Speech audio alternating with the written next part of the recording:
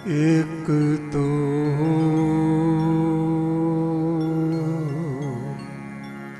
सच्चा तेरा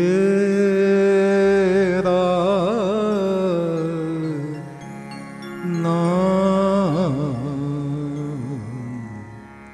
सच्चा।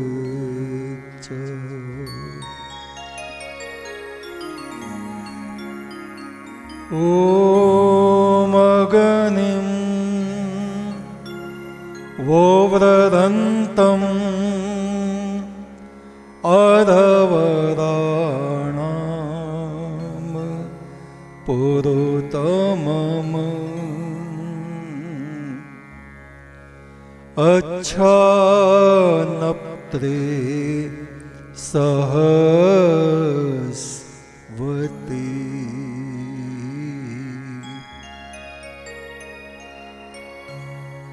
रात दिन संसार की तरफ यदि हमारे मन और विचारों की गति रहती है तो हमारी आत्मा का निश्चित ही पतन हो जाता है। इस कीचड़ से हमें निकलना होगा। उस प्रभु परमेश्वर आदि पुरुष की तरफ हमें चलना होगा, जहां दिव्यता और शांति के पुष्प खिले हुए हैं। थोड़े समय के लिए सनातन ब्रह्म परमात्मा का ध्यान करें। सीधे होके बैठें, कमर, गर्दन, मस्तक को सीधा रखें। हाथों की तर्जनी उंगली और अंगूठे को मिला के रखें। आंखों को बंद करें। मस्तक में परम ब्रह्म की ज्योति को देखें। उसी ज्योति में उठते ब्रह्मनाद ओंकार के गुंजार को सुने। आती जाती हुई सांसों पर ध्यान दें। गहरी शांति का अनुभव करें।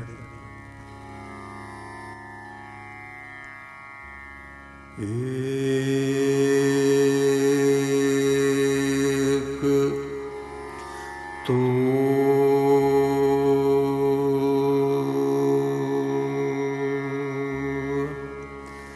सच्चा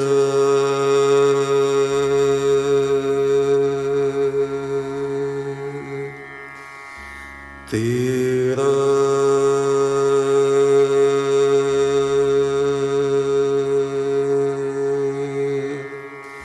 नाम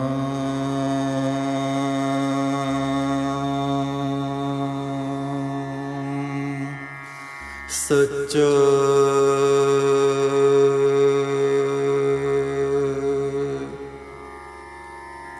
एक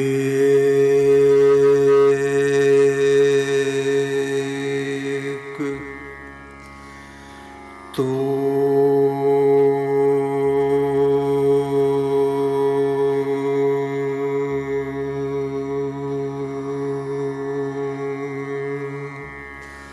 सच्चा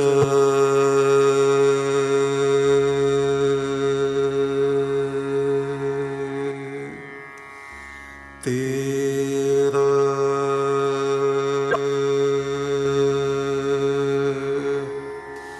नाम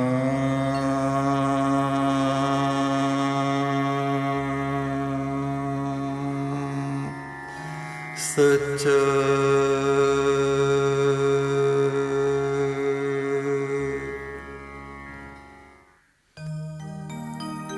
एक तो सच्चा तेरा नाम सच्चा। हे सनातन ब्रह्म परमात्मा, तू सच्चा है, तेरा नाम सच्चा है। सामवेद के कुछ मंत्रों का श्रवण करें। इन मंत्रों के ऋषि हैं वत्स। ऐसा ऋषि जो अपने को देवपुत्र ईश्वर का पुत्र मानता है, देवताग नहीं। ईश्वर के ज्योति स्वरूप का वर्णन इन मंत्रों में है। छंद गायत्री, स्वर षडज। ओम आदित प्रतनस्य रेतसो ज्योति पश्यन्ते वासरम परो यदिध्यते दिवि परो यदिध्यते दिवि।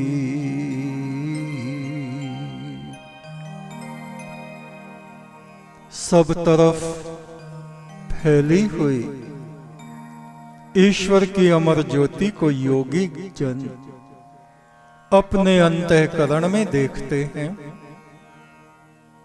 वो परम ब्रह्म पवित्र आत्माओं को सत्कर्मों की तरफ प्रेरित करता है। उसका प्रकाश सबको बसाने के लिए है। वह किसी को नष्ट नहीं करता, इसीलिए उसको वासुदेव भी कहा जाता है। वह सबके अंतःकरण में बसा है और समस्त विश्व उस प्रभु की ज्योति में बसा है। ओम भृगुवच्छो चिमप्पनवानवदा हुवे अग्निं समुद्र वाससम अग्निं समुद्र वाससम। ज्योतिर्मान बनकर, आत्मा में प्रकाशमान बनकर, हे ज्योतिर्ब्रह्म मैं तेरी उपासना करता हूं। प्राचीन ऋषि कहते हैं विष्णुर भूत्वा भजेत विष्णु। तुम विष्णु बनकर उस कण कण में समाये विष्णु यानी परमात्मा की आराधना करो। हे जीवात्मा, तू उस पर ब्रह्म के गुणों को धारण कर। संसार में तो दीनहीन और कर्महीन बन के न रहे। ओम अग्निमिन्धानो मनसा धियं सचेत मर्तयः अग्निं इंधे विवस्वभिः अग्निं इंधे विवस्वभिः।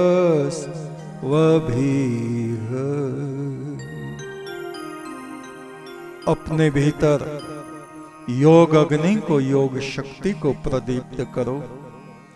ज्ञान पूर्वक कर्मों को करो। ज्ञान ज्योति से अंतरात्मा में उस पुरुष ब्रह्म को प्रकट करो। हमेशा जीवन पर्यंत प्रकाशमान बन के रहो। ओम शांति शांति शांति।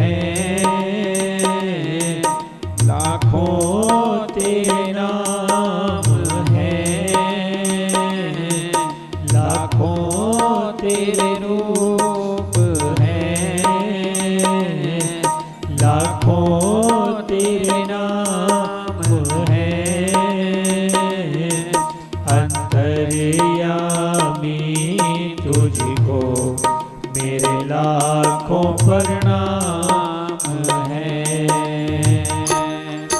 अंतर्यामी तुझको मेरे लाखों प्रणाम है।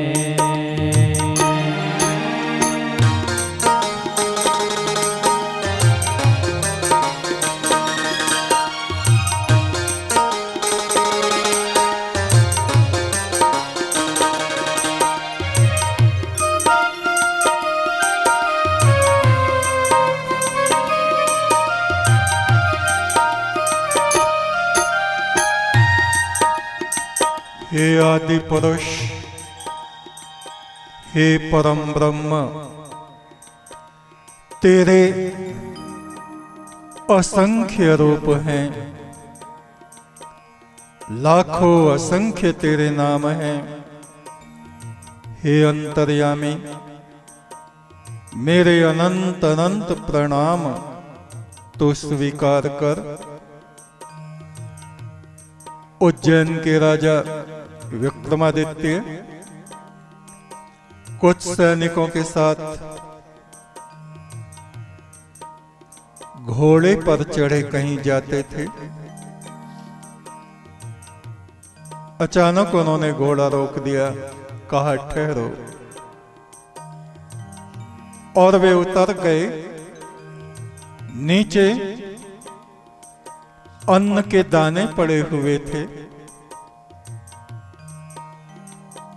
एक एक दाने को वो चुगने लगे। सैनिकों ने देखा तो वो भी उस रास्ते में पड़े हुए अन्न को चुगने लगे।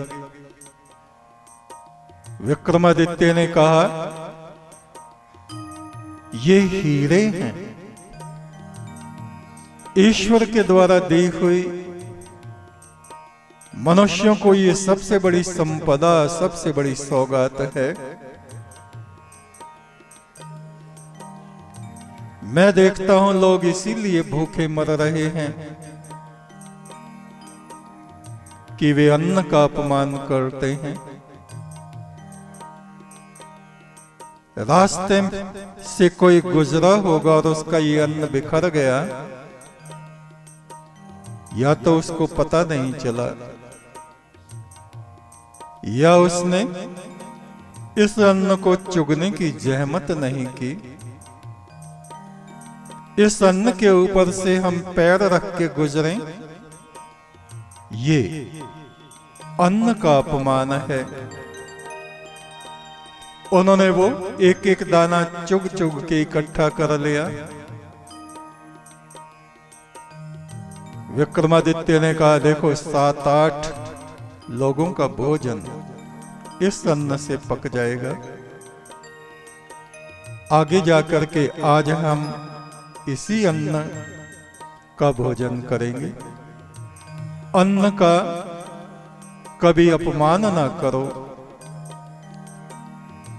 जो परमात्मा ने हमें दिया है खाने के लिए, उसे मस्तक से लगा के ग्रहण करो।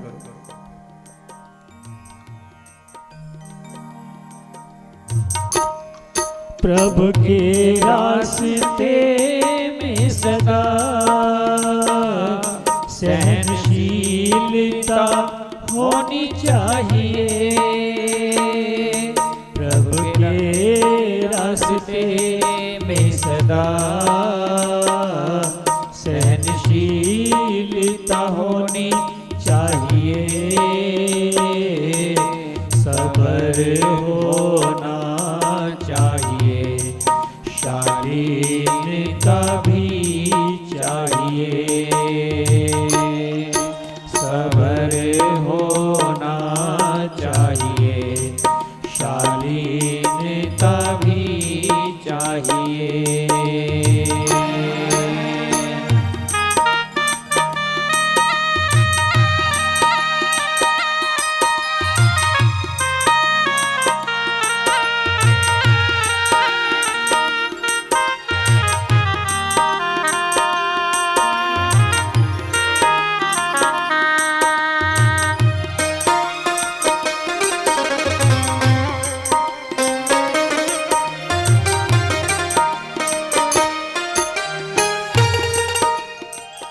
यूनान में सुकरात बड़े विद्वान और आत्मज्ञानी पुरुष हुए।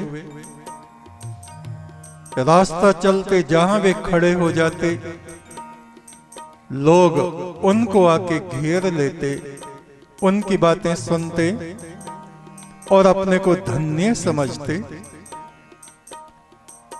एक दिन वो किसी सभा में जाने की तैयारी कर रहे थे। उनकी पत्नी इस बात से बड़ी नाराज रहती कि वे घर में नहीं रुकते, जब देखो प्रवचन भाषण देते रहते हैं, अपने घर का कुछ ध्यान नहीं रखते। ऐसी उसकी धारणा थी। वो बड़बड़ा रही थी, पर यह उसका रोज का काम था। सुकरात ने उसकी बातों में ध्यान नहीं दिया और साफ वस्त्र पहनकर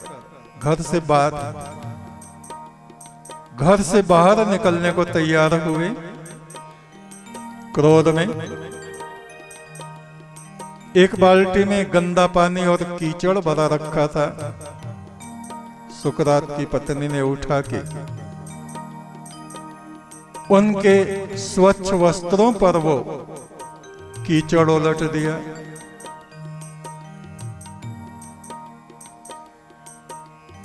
सुकरात मुस्कुराए, कहा, इतनी देर से बादल गरज रहे थे तो बरसात तो होनी ही थी, तुम्हारी इसमें कोई गलती नहीं, मैं दूसरे वस्त्र पहन लेता हूं। तो ईश्वर के रास्ते में सहनशीलता, सब्र, शालीनता यानी शिष्टाचार भी बहुत आवश्यक होता है। हमारा व्यवहार ही बताता है हमारी आत्मा निर्मल आत्मा है या मलिन हो गई है।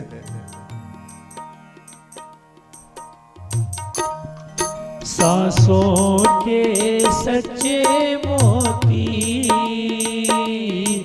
ऐसे ही मत खो देना। सांसों के सच्चे मोती ऐसे ही मत खो देना। हीरक मणि सा जीवन ऐसे ही मत खो देना। हीरक मणि सा जीवन ऐसे ही मत खो देना।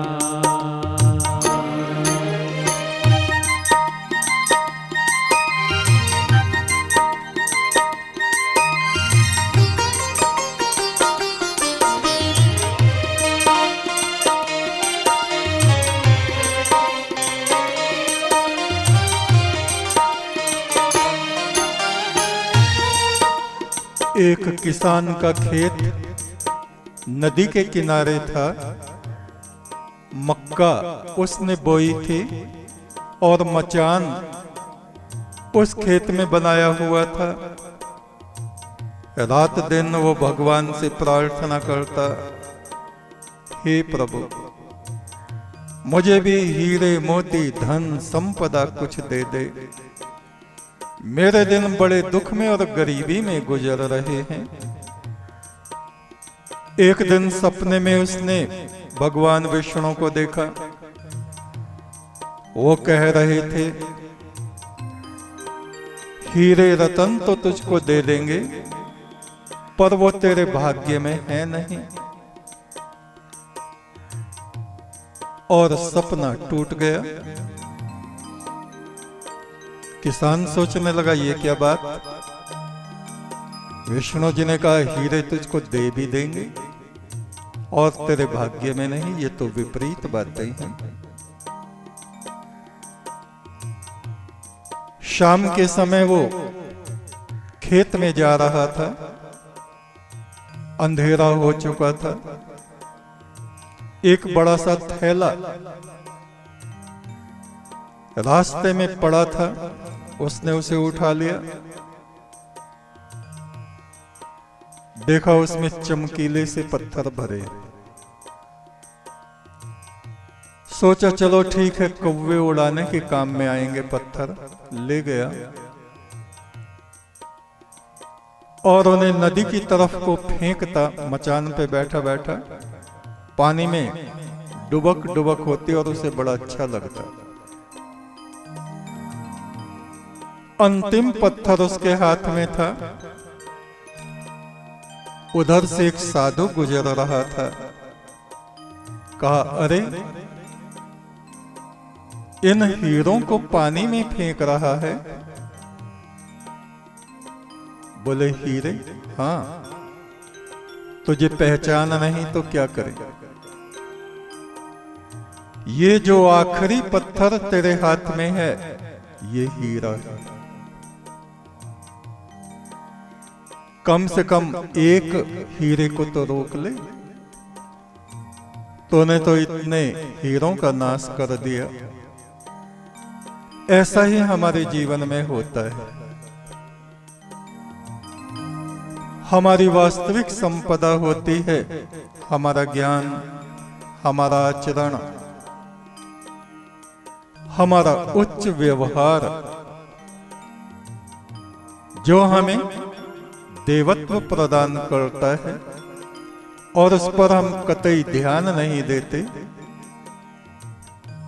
पशु जैसा व्यवहार रात दिन हम दूसरों से करते रहते हैं।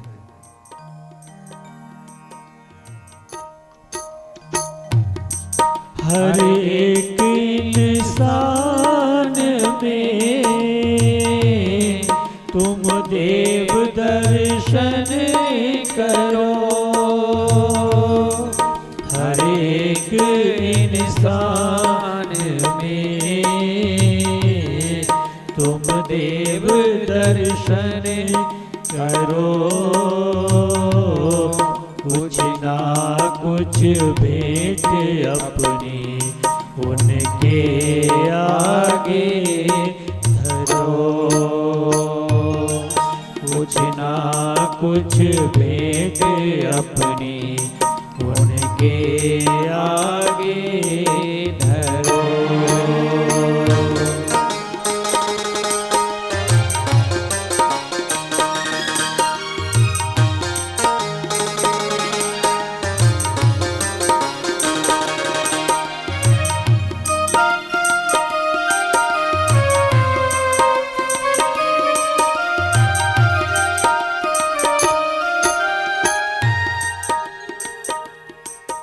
हर एक इंसान में तुम देव दर्शन करो, ईश्वर का दर्शन करो और उन्हें सुख पहुंचाने के लिए कुछ ना कुछ ऐसे कार्य करो जो उनकी आत्मा प्रसन्न हो। उस समय हम देहरादून में थे, विद्यार्थी थे। एक रास्ते से रोज गुजरना होता था। एक दिन रास्ते के घर से एक बहुत बूढ़ी माता बाहर आई।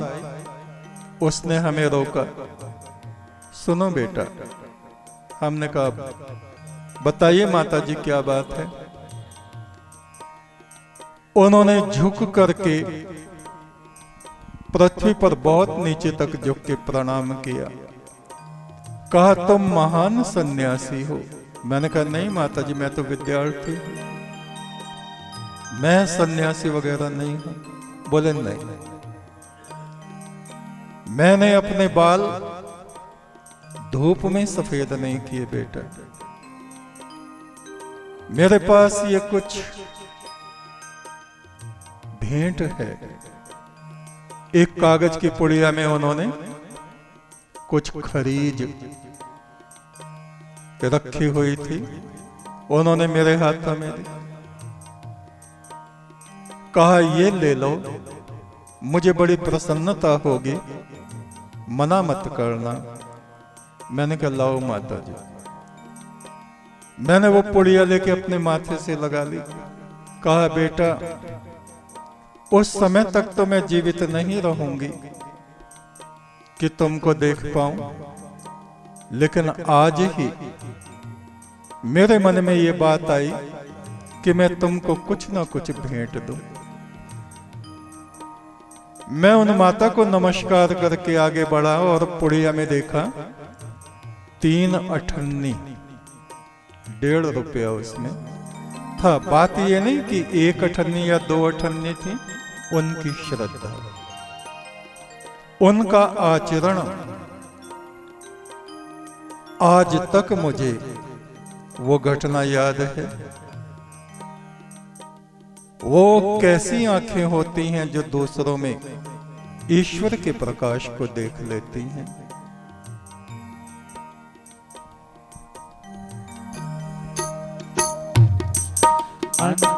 अंतःकरण में प्रभु का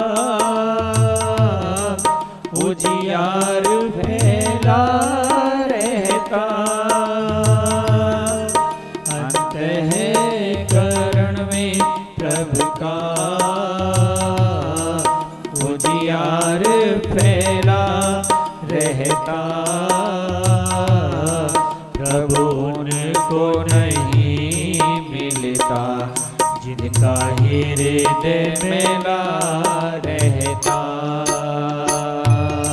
प्रभु उनको नहीं मिलता जिनका हृदय मेला रहता।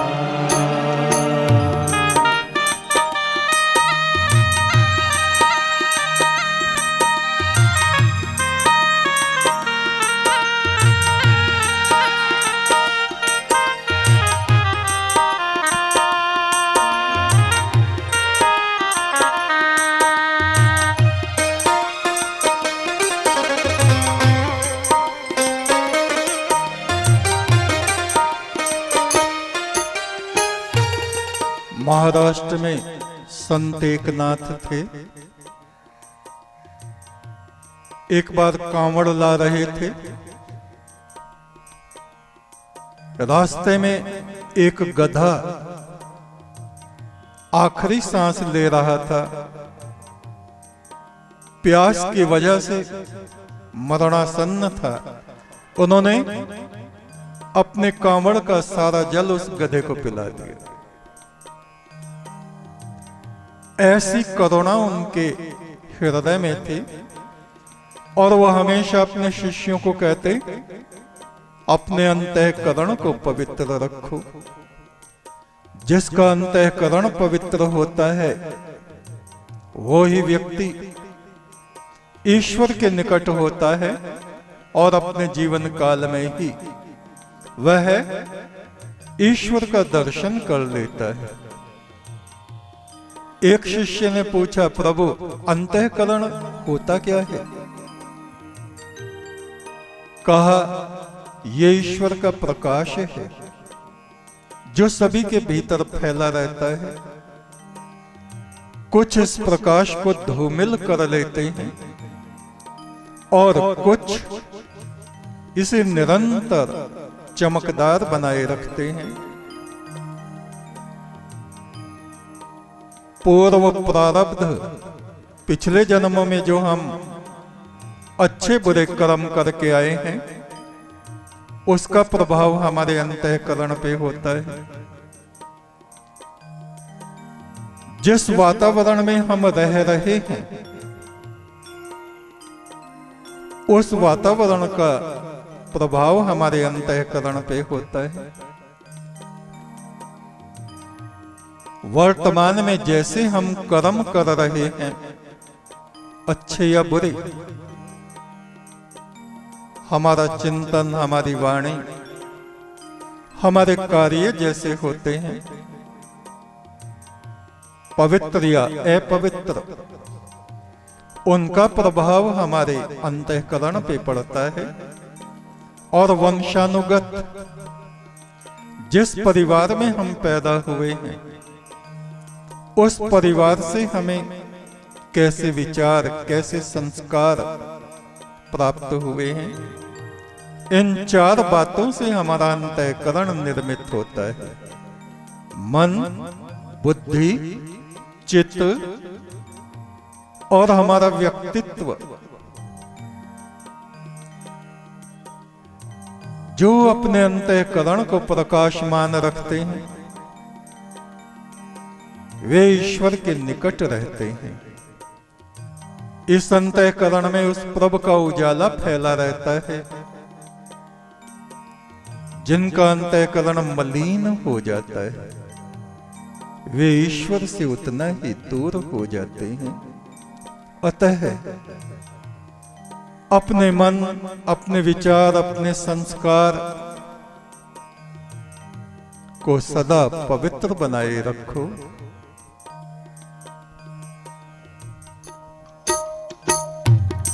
फूल संदे वाले बाबा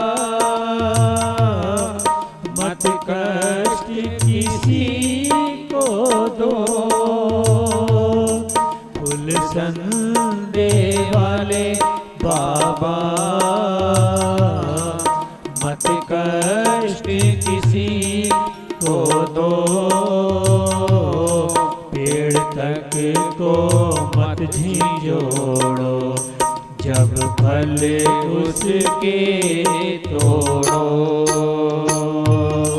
पेड़ तक को मत झिझोड़ो जब फल उसके तोड़ो। लाखों तेरे रूप हैं, लाखों तेरे नाम हैं,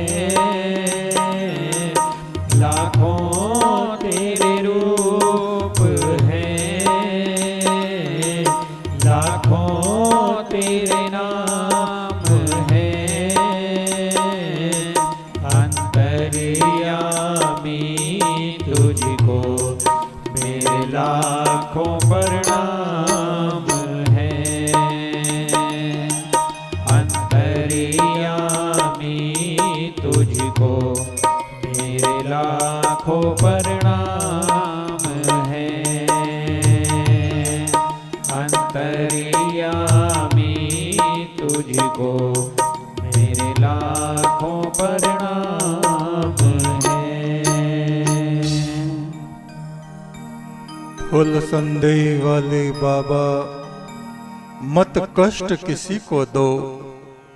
पेड़ तक को मत झंझोड़ो जब फल उसके तोड़ो। एक बहुत रईस आदमी, धनवान महात्मा बन गया। उसने अपने बाग में झोंपड़ी डाल ली। फलों का मौसम था। बहुत विशाल हृदय वो साधु था। किसी को मना नहीं करता था। कोई कुछ भी ले जाए उसके झोंपड़े में जो पड़ा रहता बच्चों को देता रहता। पर जब कोई फल तोड़ने आता कहता रुको, पेड़ को हाथ मत लगाना। लोग कहते बाबा जी आप तो सब कुछ देते रहते हैं, फिर फल? बोले फल मैं तोड़ के दूंगा। तुम लोग इसको झंझोड़ डालोगे, पत्थर फेंकोगे, पत्ते तोड़ोगे, कच्चे आम नीचे गिरा दोगे। ये सारे फल तुम्ही लोगों के लिए हैं। मैं इन फलों को बेचता नहीं, कभी नहीं बेचा, पर तुमको नहीं तोड़ने दूंगा। अपने आप एहतियात से पके पके मीठे मीठे फल तोड़ के नीचे लाता और उन सबको खिलाता देता। फूल संदेह वाले बाबा मत कष्ट किसी को दो। पेड़ तक को मत झंझोड़ो जब फल उसके तोड़ो। और हम लोग मनुष्यों को कष्ट पहुंचाते रहते हैं अपनी कटु वाणी से, अपने दुर्व्यवहार से। हे प्रभु, लाखों तेरे रूप हैं, लाखों तेरे नाम हैं। सब में उस परमात्मा का ही प्रकाश झिलमिलाता है। देखने वाले देख रहे हैं तेरा उजियार, और जिनको दिखाई नहीं देता उनको तो अपने पास में खड़ा हुआ ऊंट भी नहीं दिखता। छोटी वस्तु को तो क्या देखेंगे। लाखों तेरे रूप हैं, लाखों तेरे नाम हैं, अंतर्यामी तुझको मेरे लाखों प्रणाम हैं। अंतर्यामी तुझको मेरे लाखों प्रणाम हैं, मेरे लाखों प्रणाम हैं। एक तू सच्चा, तेरा नाम सच्चा।